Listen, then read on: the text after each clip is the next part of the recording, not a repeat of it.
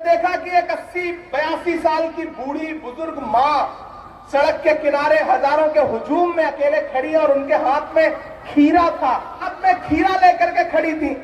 राहुल जी की नजर जब पड़ी कि एक बुजुर्ग मां जो है वो 80-82 साल की खड़ी है, तो राहुल जी ने इशारे में उनको सिक्योरिटी से कहा कि इन्हें बुला लो। वो खीरा लेकर के राहुल जी के पास पहुंची और राहुल जी को खीरा दिया और कन्नड़ भाषा में, जो उनकी अपनी जबान थी लोकल, उन्होंने कहा ये मैं तुम्हारे लिए तोहफे में लाई हूं बेटा। हम सब भी चौंके, राहुल जी भी चौंके कि कोई खीरा लेकर के तोहफे में कहां आता है। तो उस बूढ़ी मां ने कहा कि तुम्हारी दादी ने, इंदिरा जी ने जब भूमि सुधार अधिनियम लागू किया था तो मैं बहुत गरीब थी, मेरे पास जमीन का एक भी टुकड़ा नहीं था। उनके उस कानून की वजह से मुझे थोड़ी सी जमीन मिली थी। ये उसी जमीन का खीरा है जो मैं लेकर के आई। राहुल गांधी को चलते हुए देख रहा था और हर दिन मुझे ऐसा लग रहा था कि जैसे राहुल जी कह रहे हो कि चांद में ढलने सितारों में निकलने के लिए, चांद में ढलने सितारों में निकलने के लिए मैं तो सूरज हूं, बुझूंगा भी तो जलने के लिए।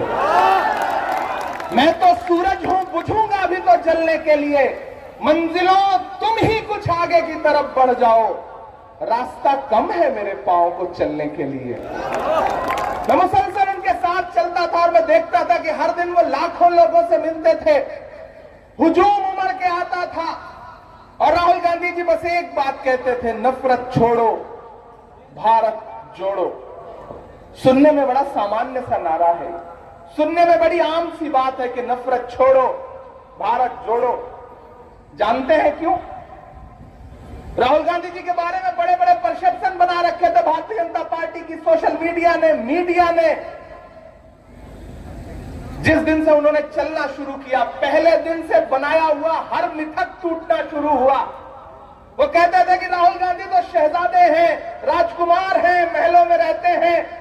लेकिन हमने देखा, हमारी आंखों ने देखा कि जिसे अमित शाह जी और नरेंद्र मोदी जी शहजादा कहते थे, वही शहजादा कन्याकुमारी से कश्मीर तक हिंदुस्तान की सड़कों की धूल फेंकता रहा, ये जानने के लिए कि हिंदुस्तान कैसा है, यहां के लोग कैसे हैं, परेशानियां क्या हैं, नफरतें कहां हैं।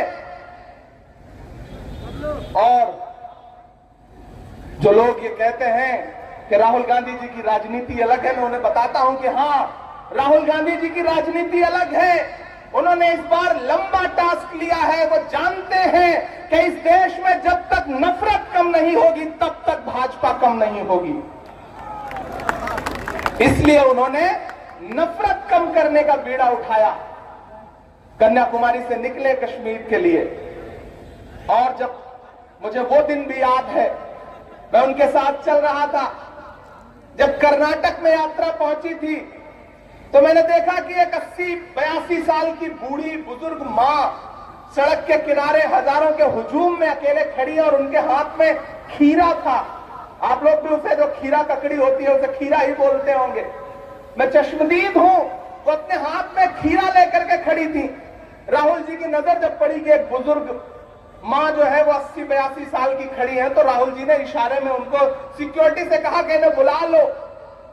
वो खीरा लेकर के राहुल जी के पास पहुंची और राहुल जी को खीरा दिया और कन्नड़ भाषा में, जो उनकी अपनी जबान थी लोकल, उन्होंने कहा ये मैं तुम्हारे लिए तोहफे में लाई हूं बेटा।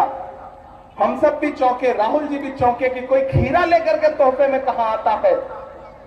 तो उस बूढ़ी मां ने कहा कि तुम्हारी दादी ने, इंदिरा जी ने जब भूमि सुधार अधिनियम लागू किया था तो मैं बहुत गरीब थी, मेरे पास जमीन का एक भी टुकड़ा नहीं था।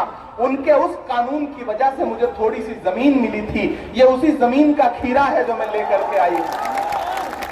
हमने ऐसे ऐसे मंजर देखे उस यात्रा के दौरान, और उस यात्रा का असर देखिए कि कर्नाटक में 21 दिन थी वो यात्रा। वो कर्नाटक जो हमारे राष्ट्रीय अध्यक्ष मल्लिकार्जुन खड़गे साहब का सूबा है, और आपने, हमने, सबने देखा कि पूरी भारतीय जनता पार्टी, प्रधानमंत्री जी अपने मेयर से नीचे उतर के भाषण करते रहे, वहां पर नारे लगाते रहे वहां पर। लेकिन एक तरफ मोर्चा संभाला मल्लिकार्जुन खड़गे जी ने, एक तरफ मोर्चा संभाला राहुल गांधी जी ने, एक तरफ मोर्चा संभाला प्रियंका जी ने। और अंजाम क्या रहा कि पूरी ताकत लगा के, पूरी मशीनरी लगा करके भारतीय जनता पार्टी कांग्रेस पार्टी से हार गई। और सिर्फ हार नहीं गई, बुरी तरह हार गई।